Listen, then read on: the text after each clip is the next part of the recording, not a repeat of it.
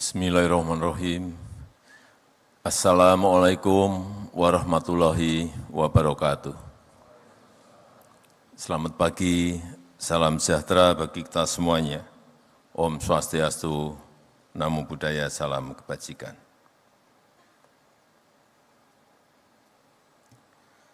Yang saya hormati Ketua dan Pimpinan Lembaga-Lembaga Tinggi Negara yang hadir, yang saya hormati para Menteri Kabinet Indonesia Maju, Gubernur DKI Jakarta, yang saya hormati Direktur Utama BNI, beserta jajaran komisaris dan keluarga besar BNI, yang saya hormati Eksekutif Chairman B-Universe, Bapak Enggar Tiasto Lukito, Bapak Ibu hadirin dan undangan yang berbahagia.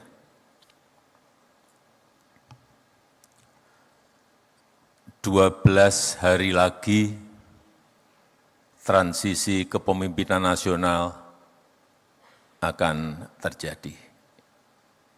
Tanggal 20 Oktober yang akan datang, Bapak Jenderal TNI Purnawirawan Prabowo Subianto akan dilantik sebagai Presiden Republik Indonesia. Yang saya senang, sejak beliau terpilih sebagai Presiden terpilih,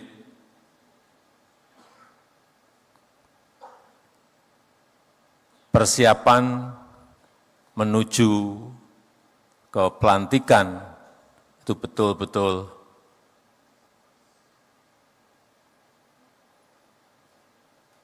secara rencana kerja, program, dan lain-lain, transisinya berjalan dengan baik. Hampir di setiap rapat paripurna, rapat terbatas apapun topiknya, Pak Prabowo selalu hadir.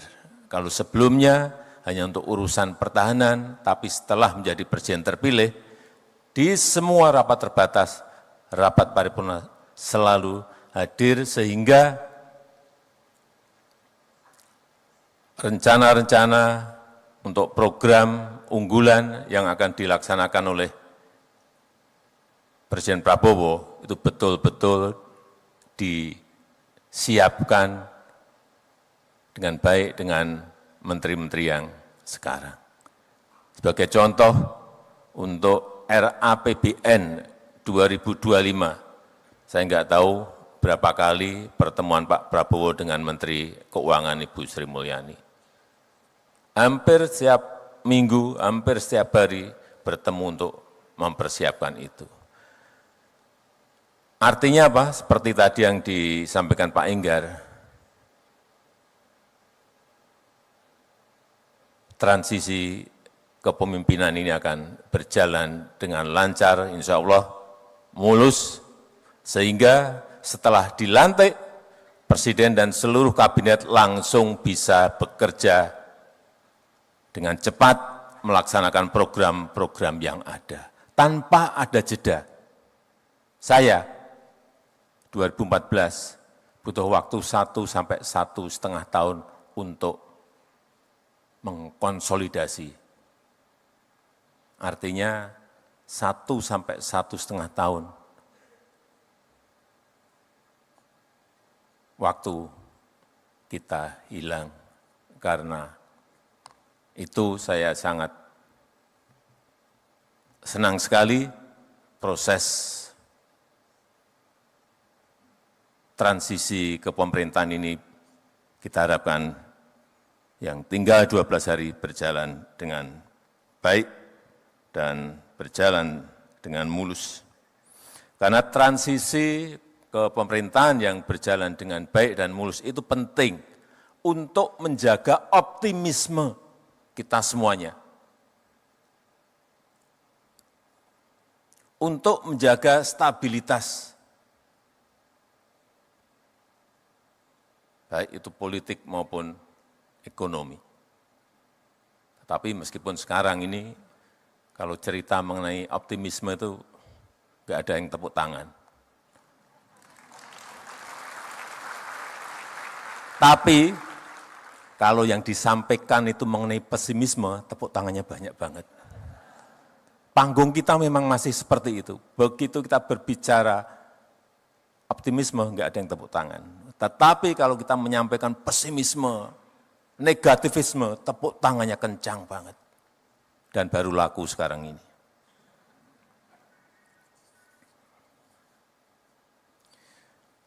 Karena kita tahu sekarang kita telah masuk ke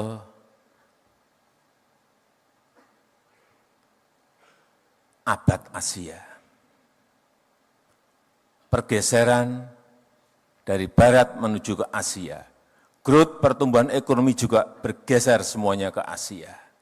Dan diprediksi, diperkirakan di Asia nanti akan ada 3 kekuatan ekonomi baru. Superpower ekonomi, 3 negara yang diperkirakan. India, China, dan Indonesia.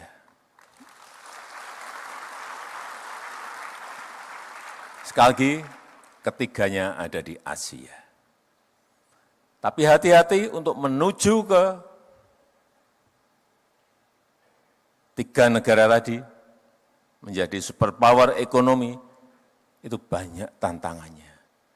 Banyak syarat-syarat yang harus dilalui. Oleh sebab itu, optimisme itu penting. Menjaga optimisme itu penting.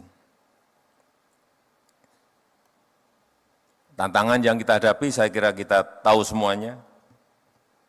Perlambatan ekonomi global yang diperkirakan masih di angka-angka 2,7, 2,8% rata-rata. Dan patut kita syukuri, Indonesia masih tumbuh di atas 5% growth-nya. Juga peningkatan tensi geopolitik. Perang Ukraina belum selesai, masuk perang Israel, Palestina, tambah lagi Israel, Lebanon, tambah lagi Iran dengan Israel, ketidakpastian ekonomi dunia semakin tidak jelas. Itulah yang tadi saya sampaikan, optimisme itu penting. Jangan kita terjebak pada rasa pesimisme karena ketidakpastian global, karena geopolitik dan lain-lainnya. Juga dampak perubahan iklim. Ini yang kita hadapi ke depan. Perlu semuanya mengantisipasi dan menyiapkan untuk ini. Dan di dalam negeri kita, urusan yang berkaitan dengan produktivitas. Bagaimana menaikkan produktivitas.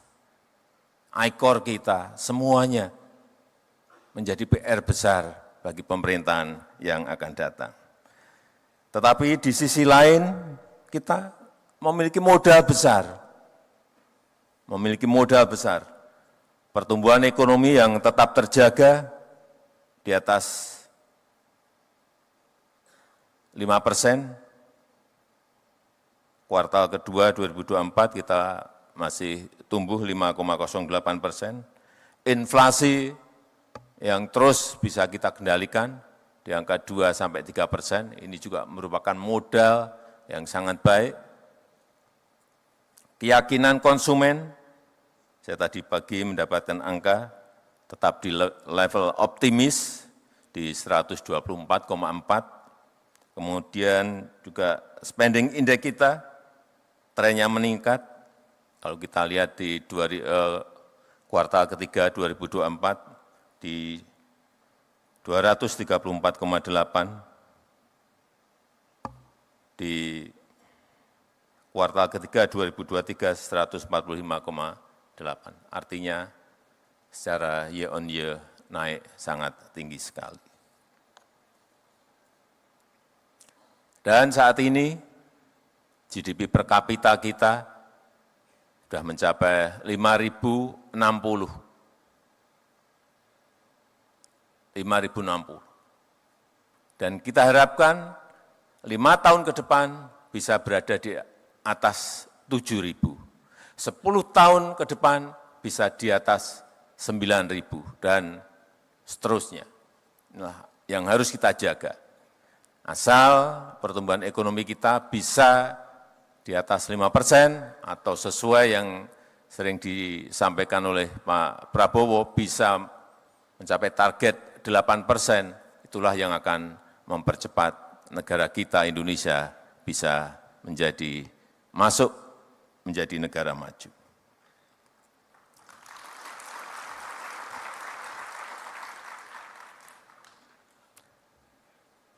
Menurut saya, ini bolak-balik saya sampaikan, yang pertama, hilirisasi itu menjadi sangat penting. Nilai tambah itu sangat penting. Tetapi yang kedua juga digitalisasi juga menjadi hal yang sangat penting.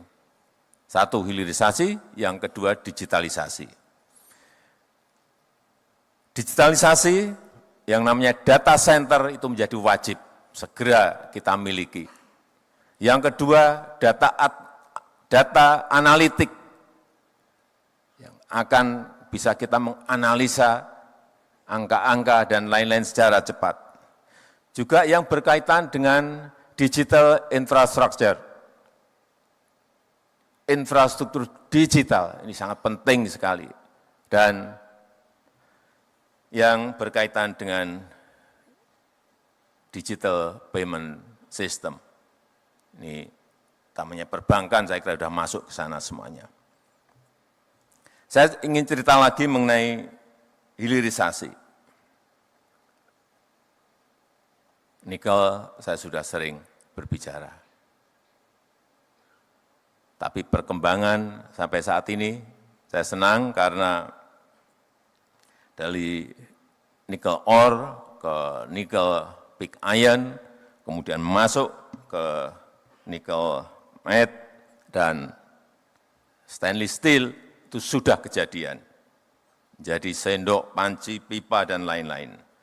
Kemudian yang nikel ore ke HPAL, kemudian menuju ke prekursor, cathode, dan sel baterai, itu juga sudah kejadian. Artinya barang-barang ini sudah diproduksi oleh industri-industri kita.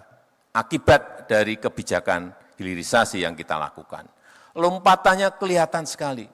Dari yang 1,4 sampai 2 billion US dollar sebelum nikel di stop, kemudian melompat menjadi 34,8 billion US dollar, itu ada sebuah lompatan yang sangat besar sekali. Masuk, kemudian nikel sudah masuk ke koper, ke tembaga. Baru 2 minggu yang lalu kita resmikan sebuah smelter yang sangat besar yang dimiliki oleh PT Aman di Sumbawa yang bisa memproduksi kira-kira 900.000 ton konsentrat tembaga. Setelah itu juga dibuka lagi smelter milik PT Freeport Indonesia yang bisa memproduksi 3 juta konsentrat tembaga. Saya kadang-kadang membayangkan 3 juta konsentrat tembaga. Sangat gede sekali. Investasinya 56 triliun. Yang tadi yang PT Aman 21 triliun rupiah. Semuanya sudah jadi barang ini.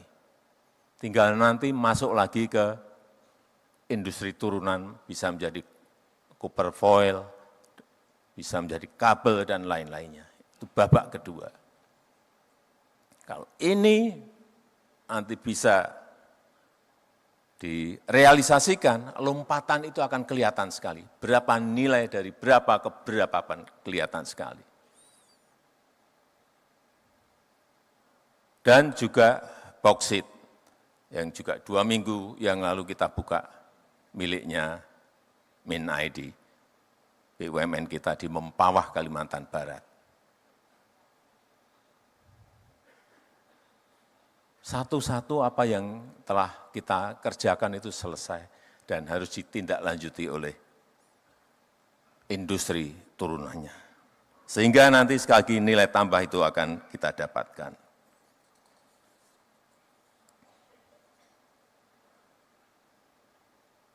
Nikel sudah, tembaga sudah, bauksit sudah, nanti masuk ke timah dan lain-lain.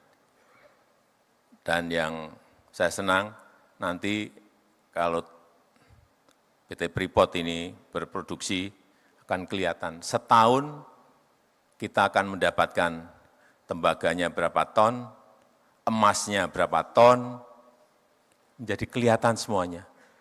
Perkiraan kita setahun akan mendapatkan 50 sampai 60 ton emas.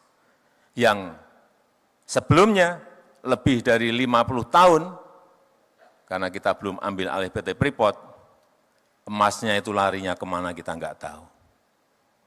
50 ton emas per tahun.